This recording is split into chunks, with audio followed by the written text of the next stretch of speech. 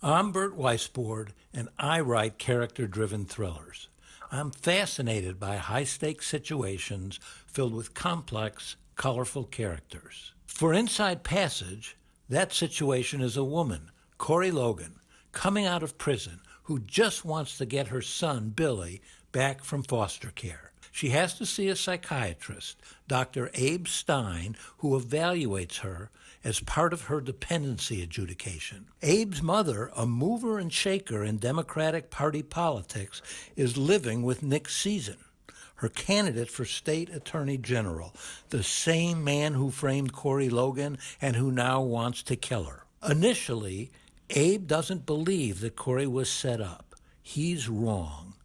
Then the dogs of war are unleashed, and Corey and her son run for their lives, taking her boat up the Pacific Northwest remote Inside Passage. Abe, realizing his mistake, has to find her, convince her to come back with him to Seattle, and then, together, they have to face the monstrous Nick Season.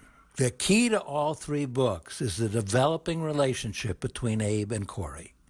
Teaser is the second book in the Corey Logan trilogy. Teaser takes Corey and Abe into the interconnected worlds of private school kids and the runaways who roam Seattle's streets. Two of Billy's friends are experimenting with sex and drugs. They've become close to a streetwise seductress. When they are abducted by the diabolical Teaser, Abe and Corey contrive a plan that shocks even them.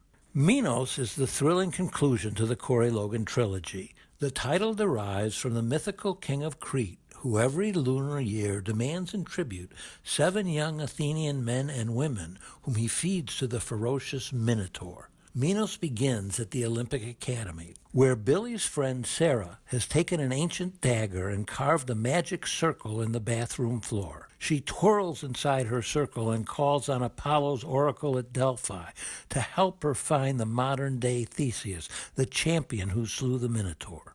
Sarah accidentally knocks over a candle and sets the curtains on fire. When she is suspended from school, she is sent to Abe for treatment. Abe discovers that Sarah has patched together an entire mythological universe and language. From her mythological world, she is trying to make him see that lives are at stake. Corey knows that young people are being murdered, and soon Sarah's dire warnings begin to make sense. But who is the modern-day descendant of Minos? The key is inside Sarah's head. We move from coastal Seattle to the Rocky Mountain wilderness for In Velvet, a thriller set in Yellowstone National Park. Here, a bear biologist discovers startling animal behavior.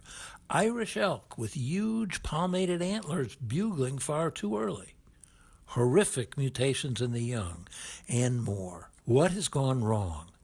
In Velvet follows the biologist along with a hard-case detective and a Chicago cop as they take on a corrupt sheriff, a pathological poacher, and a lethal black ops manager. I had the pleasure of collaborating with Tom Murphy, the legendary wildlife photographer, on In Velvet. The cover and interior photos you've just seen are Tom's work. Before I wrote thrillers, I produced movies. A newcomer to Hollywood, I first approached writers whose movies I loved, movies such as Clute, Two for the Road, and Ordinary People. I worked with these writers and others, including Ross MacDonald, a legend in crime fiction, on his only screenplay. I went on to produce movies including Ghost Story, which starred Fred Astaire, Melvin Douglas, Douglas Fairbanks Jr., and John Houseman, and Raggedy Man, starring Sissy Spacek and Sam Shepard.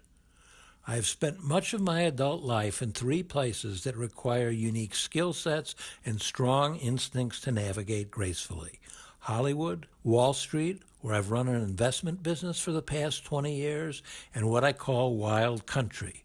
For many years, I have spent long days fly fishing in Montana. I grew up in Chicago and graduated from Yale College, volunteered at the Museum of Modern Art in Paris, and taught English to college students in Thailand. I currently live in New York City with my wife, Dorothy, and have 3 adult children and a grandson. In the works now is The Bronze Pig, a standalone thriller. Special thanks to my publisher, Tyson Cornell of Rare Bird Books.